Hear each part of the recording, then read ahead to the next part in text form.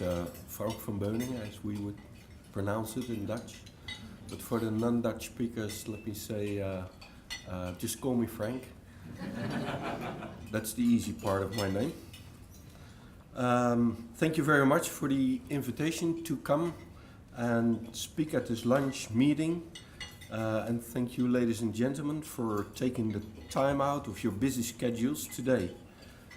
It's my pleasure to speak about innovative food logistics, a topic which sits at the core of Dutch agricultural and food industry. Let me start by giving you a short overview of the Netherlands and its agro and food sector in particular. You are probably aware that the Netherlands is a tiny country. It is equal to about 2/3 the size of Tasmania, or about 1/10 the size of New South Wales. You just said we have 450 inhabitants per square kilometer. I have here in my speech saying it's 500, but it's a lot more than you have here in Australia. That was last week, Frank. Yeah, where you have... But it's growing, it's growing. It's growing, yeah, there's always hope. Where you have 3 people per square kilometer, and in the Greater Sydney region that has a population density of about 400 per square kilometer.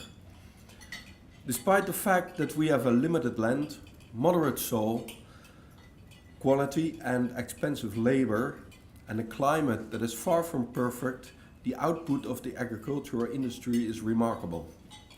The Netherlands has historically always had a strong focus on export and international trade in general. In fact, it was the reason why, a long time ago, Dutch ships came to Australia. Being a small country in a highly populated and competitive European market, there has always been this international outlook. This might be a key difference with the Australian market, which has traditionally been more isolated and is now a key player in the Asian market. Personally, it still amazes me that the Netherlands is the second largest exporter of agriculture and food products in the world. It accounts for 7.5% of the total world export of agri and food products, just after the US, which, as most of you will know, is 270 times bigger than that small tiny country there in Europe. So today I would like to explore with you how this is being done and how we can project this to the agriculture and the food sector here in New South Wales. In order to do this, we'll put the sector into a framework that we call the Agro Hub. So what is this Agro Hub or Agro Precinct concept? Basically, it is a blueprint covering the whole fresh food supply chain on which the sector can build, from agricultural production to ready-to-eat products, including processing, packaging, storing of chilled and frozen product, with logistics supporting both international and national trade of meat, fruits, vegetables, juices, etc. There are different interactors that all influence the production and therefore the added value of industry. On this slide, you see the setup of an Agro Hub that is currently being developed in Poland near the city of Warsaw, based on the Dutch model. It basically has 3 pillars. 1, the Agro Park, 2, the Service Park, and 3, the Fresh Park.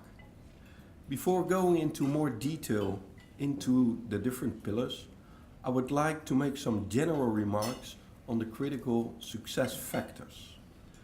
In order for this approach to work, it is crucial to take a demand-driven approach to the entire supply chain: suppliers, producers, markets, retail and export. This needs to be centrally coordinated, since the different parties may have conflicting interests and different outlooks. The role of government is crucial, not only in coordinating the development of the Agro Hub, but also in providing the necessary tools to facilitate new initiatives. By that, I don't mean that the government should provide grants or subsidies. The government's role can be a proactive one, for example, in providing an ecosystem in which pilot projects can be easily developed. This is also the case when we look at the international aspect of such a precinct. The economy needs to be an open market economy for an agro-hub to work as a facilitator for increasing exports of fresh food products. Trade barriers have to be lifted as much as possible, and the international trade relations need to be based on transparency and fair competition on an even level playing field. This also facilitates import of proven technology and innovations that can increase production and therefore exports from the precinct. It goes without saying that capacity building should be one of the main drivers of the development.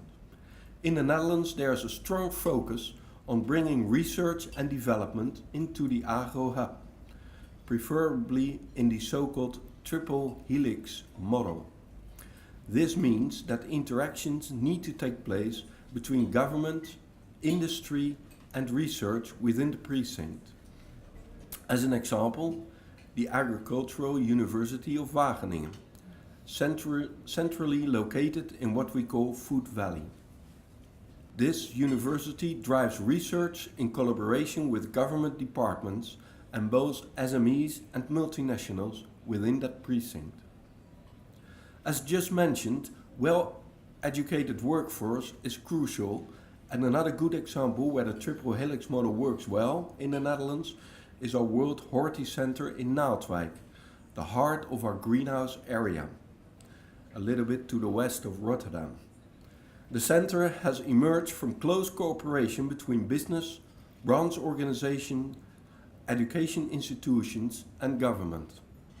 Together, they focus on educating students and training employees and offer education on the spot, not only on an academic level, but on high school level as well. The emphasis is on knowledge and innovation, internationalization, and improving the image of the sector. Lastly, there's a cultural factor involved as well. In an agro-hub, the cities and rural areas meet, so to speak, where these traditionally can be quite disconnected. In order for us to change our thinking, we need to have a better understanding of each other's needs and capabilities. The collaboration within an agro-hub can facilitate this, and thereby we can learn from each other to form a more efficient and innovative agricultural sector. So what makes this approach so successful for Dutch agriculture? What are the innovative examples that could benefit the development of an agro precinct in Western Sydney? In order to answer those questions, let's have a look at the asset structure of the agro hub, starting with the agro park. When we look at the agro park, you are probably aware of the Dutch focus on greenhouses.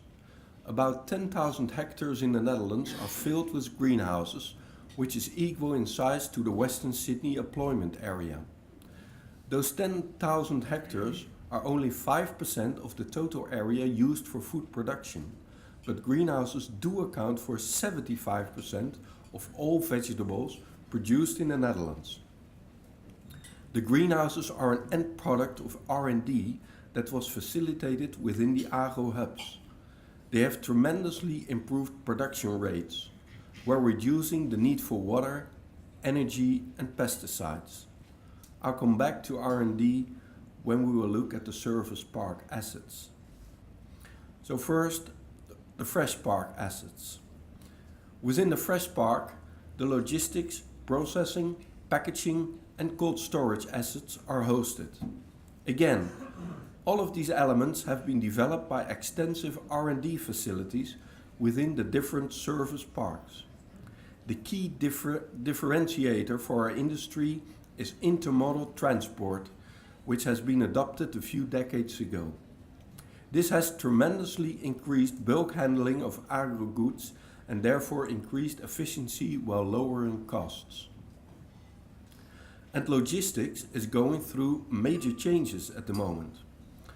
Everyone here knows about the Bitcoin. And I have to admit that I missed out on becoming a Bitcoin millionaire. But the underlying blockchain technology also has many practical uses when it comes to agro-logistics.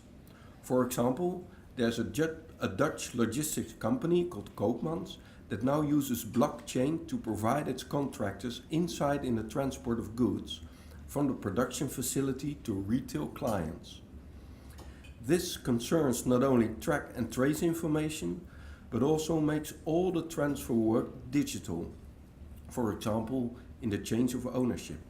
So this is a completely paperless procedure.